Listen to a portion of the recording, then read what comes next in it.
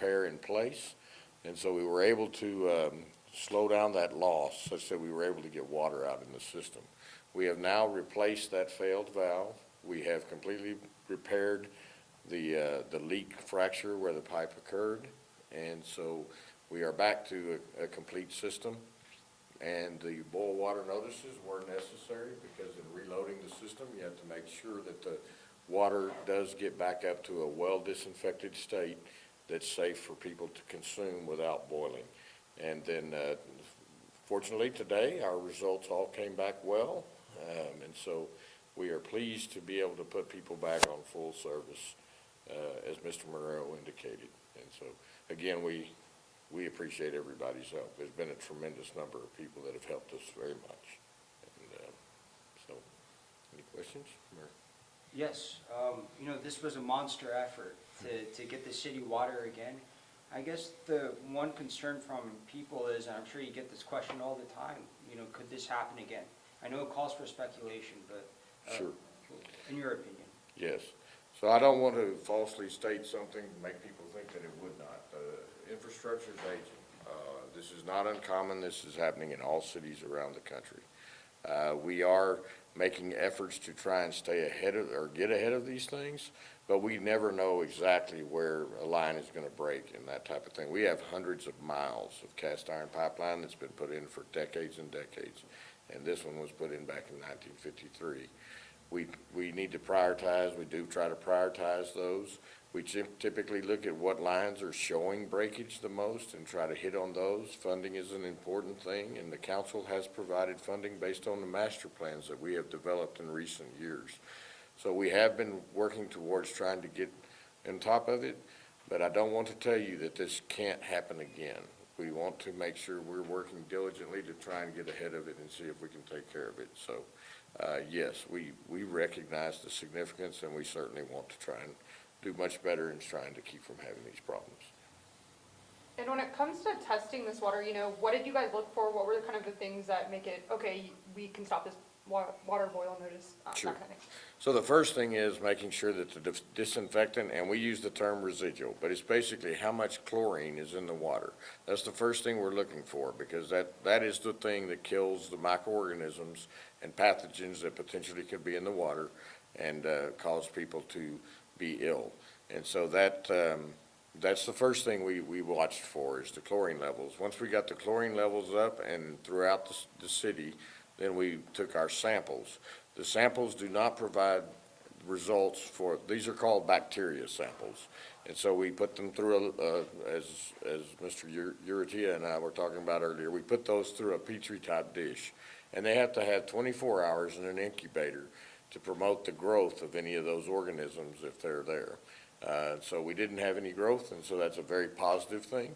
And so that, in terms of the tests, you'll hear that's the invert, but it's a positive thing for us. Okay, it was a negative result, and that means we're back to clean water. And so, yes, ma'am. Does that answer it? Yeah. And you guys got this test back, within hours? Yes. Okay. Just within the last hour. And the last results were right at 2 o'clock. And so now nobody has to boil their water. It's all back to, being drinkable. They can use it for cooking, that kind of thing. Yes, back to what we were before this week. And so you can drink it, you can cook with it, and you can use it for all your other purposes. Did this repair cost the city any amount of money? Oh, yes. How expensive was all this? I can't provide that number for you yet, because there are several parties and entities and things under an emergency condition. We've brought in contractors and equipment and materials, and so I can't give you that number, but there is an expenditure to the city that will occur, yes. With the pipe breaking, and then right down the street you guys were looking at the other pipes, are you guys going to be going around the entire city checking on pipes just to make sure there's no cracks in them in case they're older and age is being worn down on them? Are you going to be going around the city for that? So when we indicate, as I indicated a minute ago, there's hundreds of miles of pipelines. So it's difficult for us to do that type of analysis of all the pipelines. But we did do the master plan, which helped us identify areas where we're seeing more breakages, so we start to concentrate in those areas. We will be talking to consultants and other firms and companies that may be able to help us do a more in-depth analysis.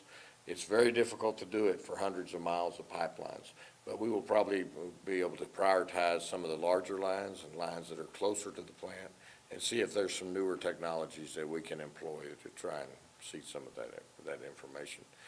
This break was an odd-looking break. The pipe, when we pulled it out of the ground, actually looked like it was in very good shape. The pipe did not look bad, but the fracture was a spiral-type fracture, and sometimes you can have imperfections that occur due to, say, some dirt or something that occurred when they cast the pipe. You may not see that. You may not be able to find that. You may not know it. But yes, it was a strange-looking fracture. We didn't have a surge of pressure, so we don't know exactly why this one occurred. But yes, we want to try and find whatever methods we can to try and do better. And when it comes to like, finding those leaks, I mean, obviously you're gonna know if there's a leak, if there's like a ton of water. But, is there other ways, other technology to find, if that's being tracked? Like, I don't know. Yeah, that's something we're going to try and pursue more to see, but there's really not, that I know of, that something that will just absolutely tell you before the things occur. We have minor leakage in places all over the city. These older pipelines will weep and have things like that. But as I said, like on this pipeline, it looked beautiful in terms of a pipe. It really looked like a good pipe, but it did fracture for some reason.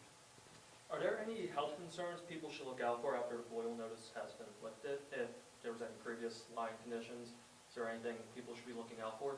Shouldn't be. If they boiled the water as was recommended, there shouldn't be any issues that they should have had to worry about. And then now we're in very good state, so there shouldn't be anything specific to the water issue.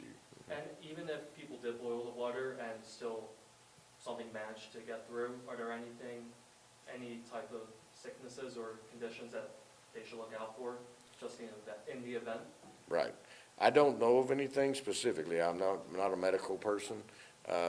Some people may be more susceptible to issues, and so if they didn't boil the water or something got through, then their personal health may be something that they want to watch and check with their physician on, but, right. And when it comes to, working with all these different entities, talk a little bit about those different entities and how you guys all work together, to get water and to get it fixed. Sure. So, I mean, there's so many entities, and I know the city manager's office received many. I received many that offered, and we utilized forces from Midland that helped us in terms of in the field, and I'm sure that Midland offered us help in other ways that I'm not specifically familiar with. But ECUD, Ector County Utility District, they actually had 24-inch valve in inventory that was able to utilize and help us, and they were on site. They offered their forces and others. We had pump companies, all kinds of private companies and entities that had offered help and did provide help, assistance. We had popsicle, companies that came out and offered that while we were working. We had restaurants offering us things, and we were just inundated with the great people that are here. It was very humbling, so, yeah. What takeaways from this event would you try to incorporate if this event, well, a similar event, or basically this ever happens again within Odessa? Sure. Having all these people volunteer has helped, as well as the state and other things. We find more resources that we are able to think about when something like this occurs. So that helped us a great deal, yes.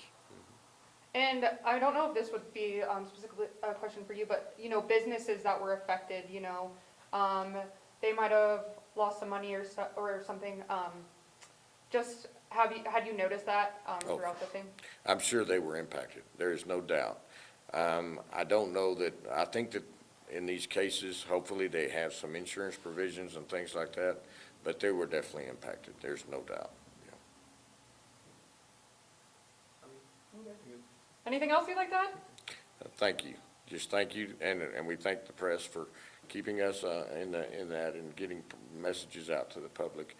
But I can't thank the crews enough. I can't thank the city hall enough, and I can't thank all the community itself, because we recognize the impact. Yeah, it seems like you all came together, all different groups. Texas, Odessa, Midland, everyone. Yeah, it was a tremendous effort, and I think that many cities do experience things like this. So, I mean, the state has a great emergency management, our fire department, the incident command, and those people are tremendous, and they know what they're doing, and we appreciate that, so, thank you. Great, thanks, Tom.